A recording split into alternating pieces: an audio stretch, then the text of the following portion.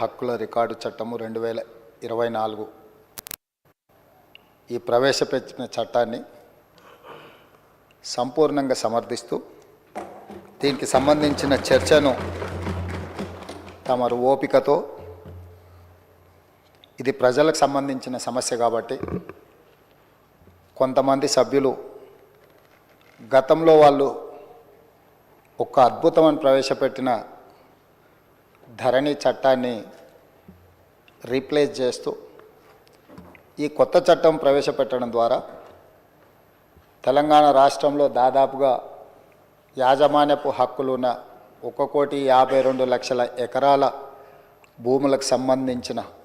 వివరాలను భద్రపరచడమే కాకుండా అర్హులైన ప్రతి భూ యజమాని యొక్క హక్కులను కాపాడడానికి ఈ చట్టాన్ని సమర్థవంతంగా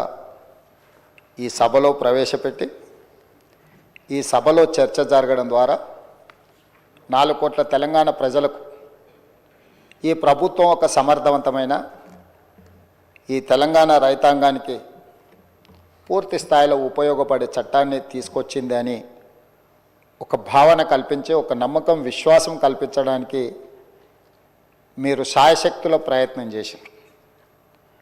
ప్రధాన ప్రతిపక్ష పార్టీ అహంభావంతో, అహంకారంతో సభా మర్యాదలను ఉల్లంఘించి సభాపతి మీదనే దాడి చేస్తామన్న ధోరణిలో చర్చను అడ్డుకోవాలనే ప్రయత్నం చేసింది. సహజంగా మిత్రులు సాంబశివరావు గారు చెప్పినట్టు ఎవరికైనా కుర్చీలో కూర్చుంటే సహనానికి కూడా ఒక హద్దు ఉంటుంది. మీరు సహనం కోల్పోయి వాళ్ళ మీద చర్యలకు ఉపక్రమించే పరిస్థితులు వాళ్ళు కల్పించిన మీరు చాలా ఓపికతో వారు ఎలాంటి ప్రయత్నాలు చేసినా రెచ్చగొట్టడం ద్వారా ఈ చర్చను తప్పుదారి పట్టించాలనే ప్రయత్నం చేసినా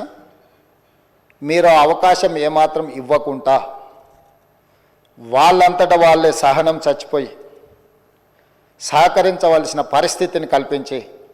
ఈ సభను ముందుకు నడిపించి ఇంత కీలకమైన, ముఖ్యమైన ఈ చట్టాన్ని తెలంగాణ రాష్ట్ర రైతాంగానికి మేలు జరిగే విధంగా ఈరోజు కొనసాగించినందుకు మిమ్మల్ని మనస్ఫూర్తిగా అభినందిస్తూ, ఈ తెలంగాణ సమాజం, ఈ ప్రాంతం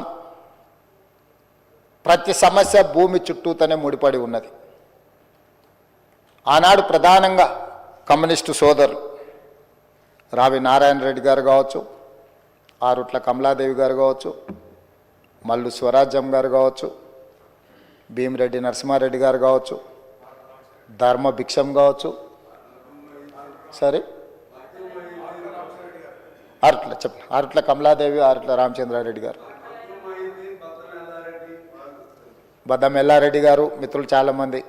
చెప్తా ఉన్నారు, చాకల ఐలమ్మ, ఇట్లా అంటే చరిత్రలో వెనక్కిపోయినా కొద్దిగా వాళ్ళ పోరాటాలన్నీ కూడా వారు ఈ పోరాటంలో అసూలు బాసింది ఈ భూమి కోసమే.